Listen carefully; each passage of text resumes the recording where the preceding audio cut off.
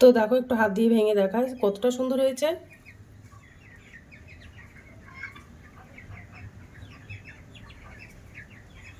বন্ধুরা, তো আমি আজকে আবার অন্যদিনের মতো নতুন একটা রেসিপি নিয়ে এসেছি। আজকে রেসিপি হচ্ছে লাচ্চা মিষ্টি। তো চলো আমি এই মিষ্টিটা কিভাবে বানাই তোমরা শেষ পর্যন্ত ভিডিওটা স্কিপ না করে পাশে থেকে দেখার জন্য অনুরোধ রইল। তো চলো শুরু করি। এই মিষ্টিটা বানাতে আমার লাচ্চা লাগবে। তো দেখো আমি একটা লাচ্চার চাক নিয়ে নিয়েছি। এবার আমি ভালো করে ভেঙে গুঁড়িয়ে নেব।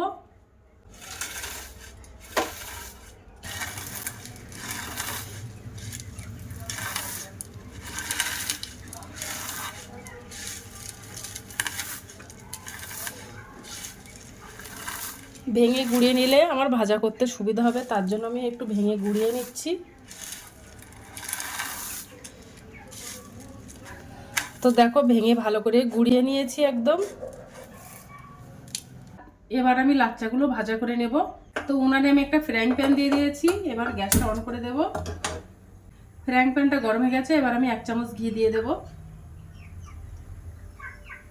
আমি লাচ্চাটা গুঁড়ো করে নিয়েছিলাম, ওই লাচ্চাটা দিয়ে দেব।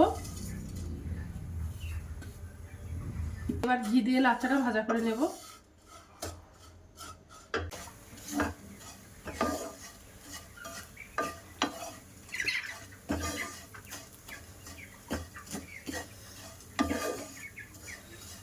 আগে লাচ্চাটা ভাজা ছিল, প্লাস আমি আরেকটু ভাজা করে নিচ্ছি।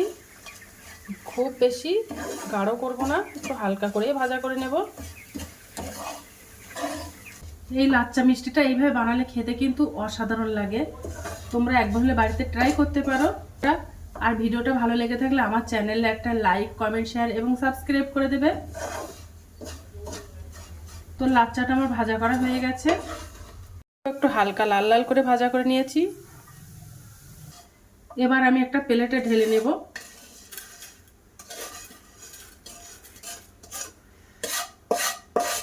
এবার আমি একটা চিনি শিরা বানিয়ে নেব। তো দেখো এই বাটির আমি 1 বাটি চিনি নিয়ে নিয়েছি। এর মধ্যে 200 গ্রাম চিনি আছে। চিনিটা আমি ফ্রাইং প্যানের মধ্যে দিয়ে দেবো। এবার আমি একটা ঘন করে একটা চিনি শিরা বানিয়ে নেব। আমি যতটা চিনি নিয়েছি আমি ততটাই জল দিয়ে দেব। ঘন করে আমি একটা চিনি শিরা বানিয়ে নেব। এবার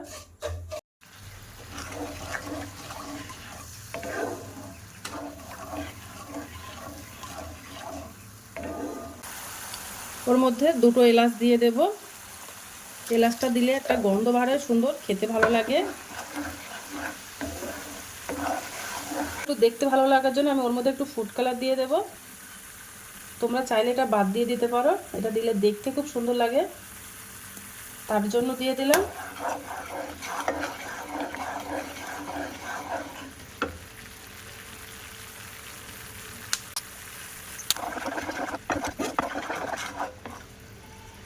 দেখো চিনি শিরাটা ঘন হয়ে গেছে। এবার আমি ওই ভাজা লাচ্চাগুলো সব দিয়ে দেব।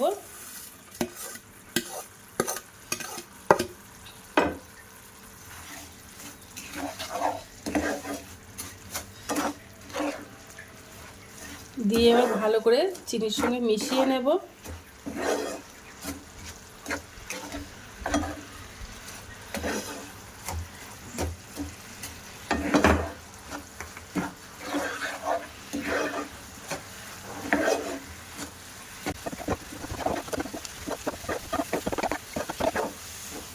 বেশ আস্তে আস্তে ঘন করে নেব। এর মধ্যে কিছুটা কিশমিশ দিয়ে দেব।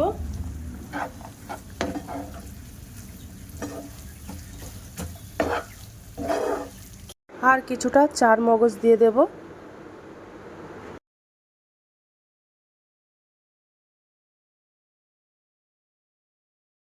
যারা মিষ্টি খেতে পছন্দ করো তারা একবার হলেও এই লাচ্চার মিষ্টিটা বাড়িতে ট্রাই করতে পারো।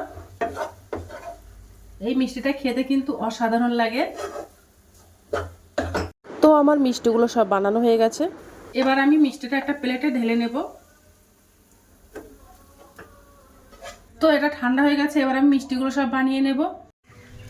এর থেকে একটু নিয়ে নেব, নিয়ে একটু গোলাকার বানিয়ে নেব। তোমরা চাইলে গোলাকার লাড্ডু শেপে বানাতে পারো, তো আমি এই শেপে বানাবো। দেখো গোলাকার করে নিয়েছি। আর একটু হালকা গরম থাকতে থাকতে এটা করে নিতে হবে। দিয়ে এবার আমি হাত দিয়ে চেপে নেব।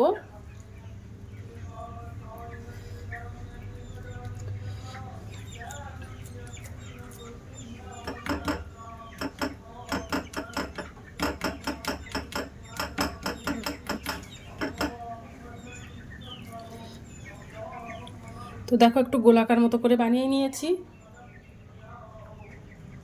এবার একটু দেখতে ভালো লাগার জন্য এর উপরে থেকে একটু চারমগজ দিয়ে দেব।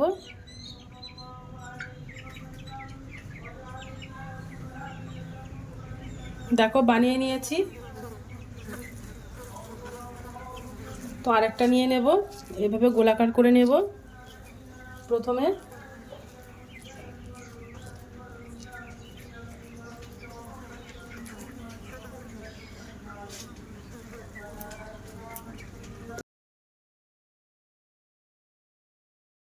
বাদ বাকি মিষ্টিগুলো আমি এভাবে বানিয়ে নেব।